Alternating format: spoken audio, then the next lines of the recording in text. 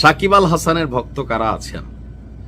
সাকিব আল হাসানকে খেলোয়াড় হিসাবে অপছন্দ করেন বাংলাদেশে হয়তো এমন মানুষ খুঁজে পাওয়া যাবে না।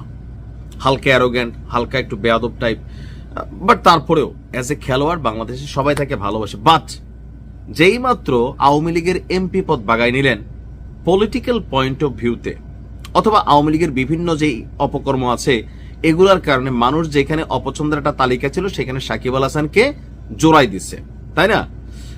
রাজনৈতিক পয়েন্ট অফ ভিউতে সাকিব আল হাসান বাটে পড়ে আছেন, but as a cricketer, as a star, world wide তিনি জনপ্রিয়। বাংলাদেশের মানুষের কাছেও কিন্তু সাকিব একজন জনপ্রিয় ব্যক্তিত্ব। তবে সরকার পতনের পর সাকিব দেশ ছেড়া চলে গেছিল কোথায়, বা আগে পরে আমেরিকাতে গেছিল। এরপরে সাকিব আল হাসান তিনি তার অবস্থানে শক্ত ছিলেন। ইভেন আওয়ামী লীগের পক্ষে তিনি তার প্রচার প্রচারণা করেন, মাঝে মাঝে বক্তব্য দেন, তবে অন্যান্যদের তুলনায় একটু কম।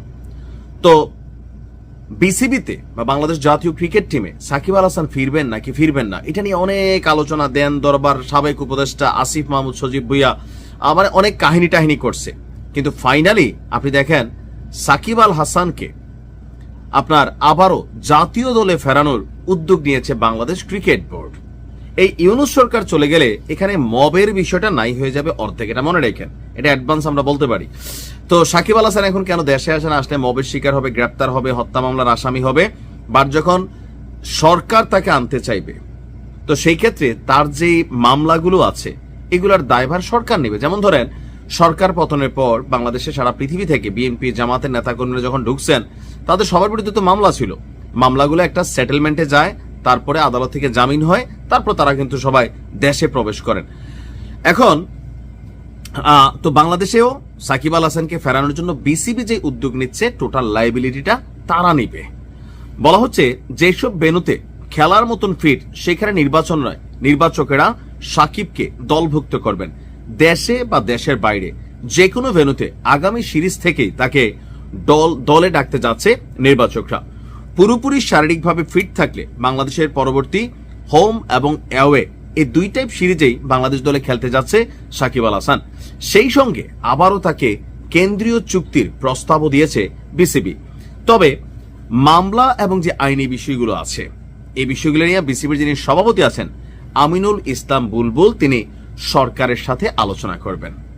গতকালকে বাংলাদেশ ক্রিকেট বোর্ডের জরুরি সভা শেষে মিডিয়া কমিটির চেয়ারম্যান আমজাদ হোসেন তিনি গণমাধ্যমকে জানিয়েছেন এবং কি বলেছেন যে সর্বসম্মতিক্রমে বোর্ড সিদ্ধান্ত নিয়েছে সাকিব আল হাসানকে তার অ্যাভাইলেবিলিটি, ফিটনেস এটার সাপেক্ষে সিলেকশনের ক্ষেত্রে বিবেচিত করতে যাচ্ছে জাতীয় ক্রিকেট বোর্ড। অর্থাৎ সাকিব আল হাসান ইজ গন মানে ব্যাক।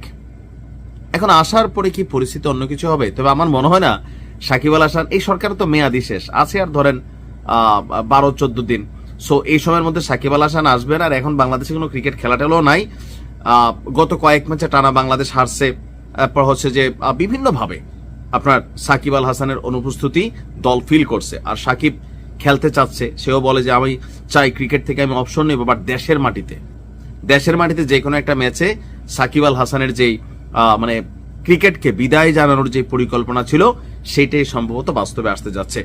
আর এই সরকার বিদায় হয়ে গেলে, বিএনপি সরকার আসলে এখানে কোনো ধরনের ঝামেলা হবে না সাকিব আল হাসানের সাথে, কারণ বিসিবি বা ক্রিকেট বোর্ড তারা পার্ট অফ গভর্নমেন্ট। তো এখানে অবশ্যই একটা ডিলের বিষয় আছে, ক্রীড়ামন্ত্রী আছেন। তো যাই হোক, খেলোয়াড় সাকিবের প্রতি আমার সবসময় এক ধরনের একটা পজিটিভ ফিটনেস ছিল। বাট যখন রাজনীতিতে ঢুকছেন, আমি সবসময় বলি কোন দলে গেছেন এটা জরুরি না। এখন বিএনপি তো যাইতে পারেন, কথার কথা জামাতে যাইতে পারেন, তবে আমি মনে করি শিল্পী, খেলোয়াড় তাদের আসলে রাজনীতি করা উচিত না। তারা এমনি সর্বজন শ্রদ্ধেয়। ভালো থাকুন, আসসালামু আলাইকুম।